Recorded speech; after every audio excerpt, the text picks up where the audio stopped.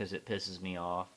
It pisses me off, you know, that TIs are experiencing this kind of torture, subjected to this kind of torture, and then, you know, we can be locked up because people just don't care and aren't looking into it.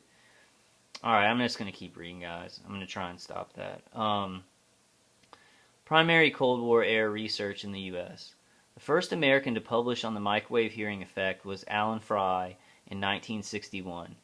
In his experiments, the subjects were discovered to be able to hear appropriately pulsed microwave radiation from a distance of 100 meters from the transmitter. This was accompanied by side effects such as dizziness, headaches, and the pins and needles sensation. A decade later, an overview of radiation impacts on the human perception cited investigations at the Walter Reed Army Institute of Research that demonstrated receiverless wireless voice transmission via microwaves. However, the radiation levels approached the then current, 10 milliwatts to centimeters squared limit of safe exposure. Conspiracy theories. Oh, let's see what the conspiracy facts are here. This will be all true. Where it says conspiracy theories, this will all be true. Numerous individuals suffering from auditory hallucinations, delusional disorders, and other mental illness have claimed that government agents use forms of mind control technologies based on microwave signals to transmit sounds and thoughts into their heads as a form of electronic harassment, referring to the technology as voice-to-skull or V2K. So, let me reread the truth, because that was a lie. That was a lie. And there may be some mentally ill people who actually think this is happening to them, but probably a very, very, very, very small number compared to the actual people who it is happening to.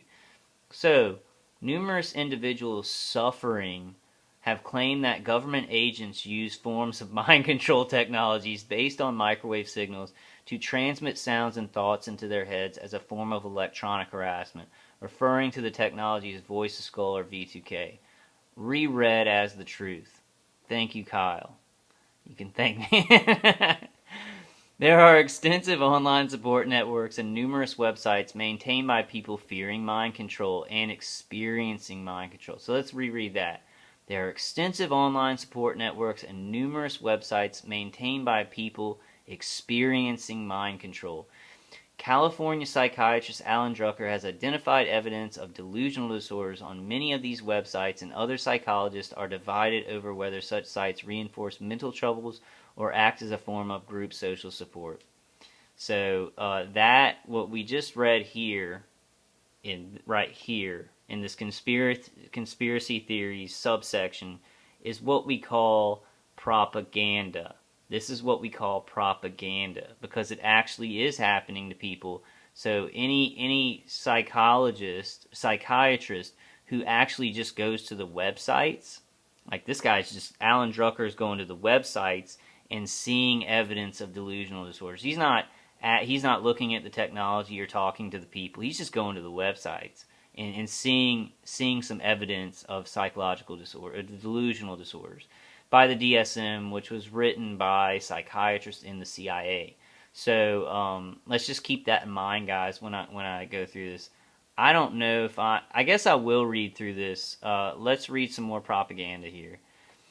Psychologists have identified many examples of people reporting mind-controlled experiences, MCEs, on self-published web pages that are highly likely to be influenced by delusional beliefs. Common themes including bad guys using psychotronics and microwaves, frequent mention of the CIA's MKUltra project, and a frequent citing of a scientific paper entitled Human Auditory System Response to Modulated Electromagnetic Energy. Oh, so okay.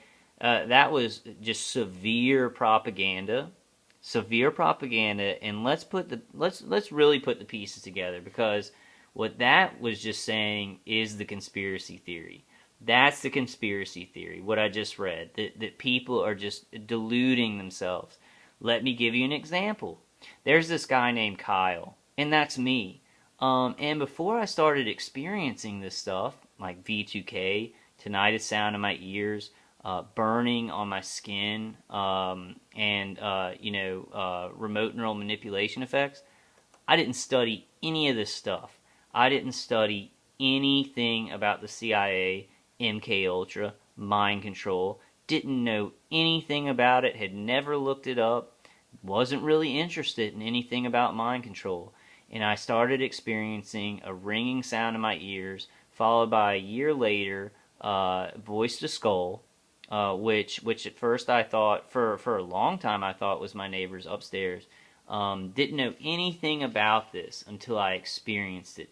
Then I went to the internet and looked up stuff about electromagnetic frequencies, directed energy weapons, voice to skull, remote neural monitoring, and the such.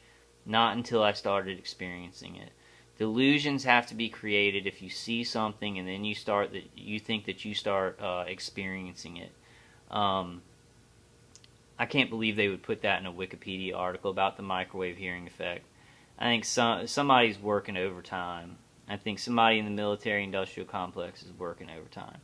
Well, we got some time left, so I'm going to go to that article by Alan Fry, The Human Auditory System Response to Modulated Electromagnetic Energy. The one that they say, oh, and it's been removed. Temporarily unavailable. Let's see, maybe it's here. Nope, can't. It's all closed down. Let's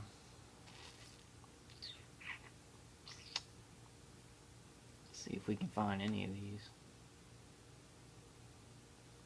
Oh, this brings me back to that. Electromagnetic emission at micron wavelengths from active nerves. There was an article that I wanted to read. There was a test done in like 1960 something. I think it's on Terry's website. Let's see if I can get there and maybe read some of it. So I'm going to go to stopgangstalkingcrimes.com. Go to documents. Yeah, that makes me upset that there's propaganda in the delusion theory. Now I will give people who are cynics about this. I will say some people may have learned about the target individual phenomenon, and they could be, they could have psychiatric issues and not really be experiencing it. But I'm experiencing it. I'm really experiencing it, and the majority of TIs are really experiencing those things. But I will give you all that phenomena does occur. Now, what also occurs is that people who are mentally ill are targeted a lot, because that's a good that's a good way to hide it. That's a good way to hide that they are targeted. So both probably occur. Now, how much? I would say it's definitely not. It's not as much as there are real, actual targeted individuals. But both of those things happen. And I would say maybe 2%. 2% of people claiming to be targeted individuals. I'll give you all that. 2% of people claiming to be targeted individuals are maybe people who are mentally ill, who it's not happening to. Now, probably a larger portion of targeted individuals are actually people with maybe psychological disorders before they were targeted, who are still actually really targeted, because it tends to hide it when somebody actually has a psychiatric disorder. So they really do pick some people with and that's horrible, because people with mental illness need to be taken care of and not, stressed to their limits with voices in their heads if they suffer from depression or anxiety, or even bigger things like bipolar disorder and stuff like that. But both do occur, not at a humongous rate. Most of the people who say that they are TIs experiencing this, you can tell they're intelligent, they're professionals, they've had careers, they have families, they're able to speak intelligently, and so these are not the cases with the majority, the vast majority, the vast majority of targeted individuals. And to see propaganda like that on a Wikipedia article, I think I may not be going there to do so much of stuff. But please look up the microwave auditory effect. Please look up that patent, and I'm going to try and find Was it in documents or was it in the database? It's a great little article on voice to skull. Let me see. Sorry about taking so long here, guys. Here it is, right here. I think this is it. Here. Okay. Nope. That's not it. So it must be the one further down. Here it is. Okay. So this is from an American psychologist article, a 1973 voice to skull demonstration. Oh, and I only have like 5 minutes. Artificial microwave voice to skull transmission was successfully demonstrated by researcher Dr. Joseph Sharp in 1973, announced at a seminar from the University of Utah in 1974 in the journal American Psychologist in the March 1975 issue. Article titled Microwaves and Behavior by Dr. Don Justessen. So I'm going to go down to the article and read it.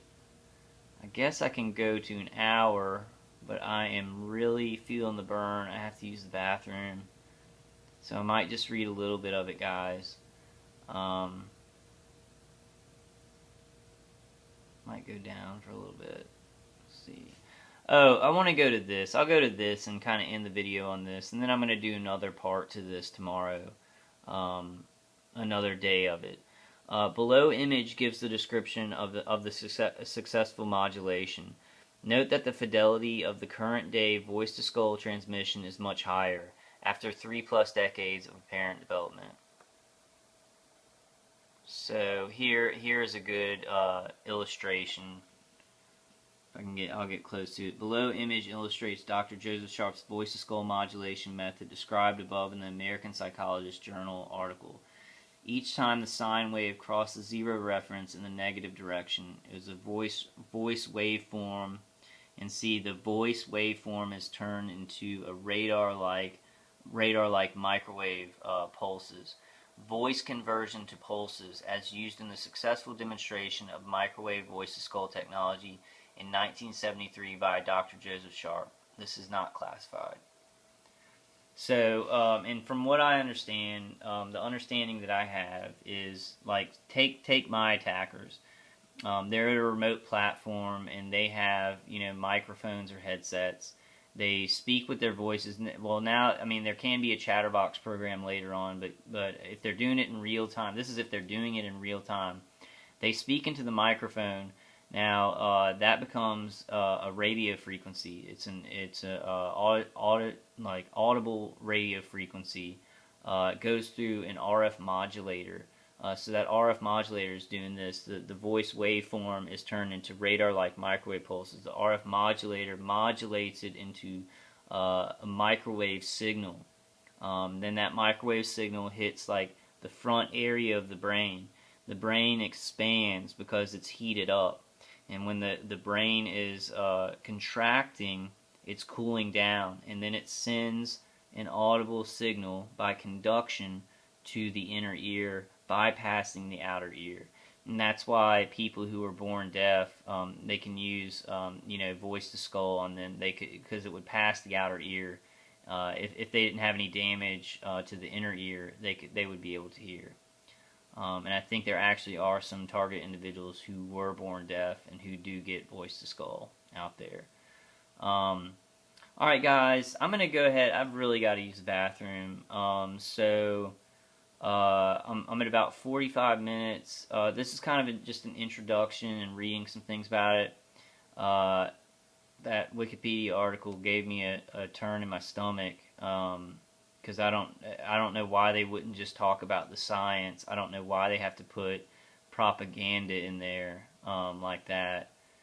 But I guess there's a huge disinfo. There's a huge disinfo campaign, being waged. But there's a huge right info campaign going on too.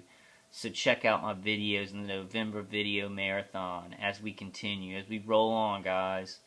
We're rolling on, and we're going to do this. We're going to take this program down.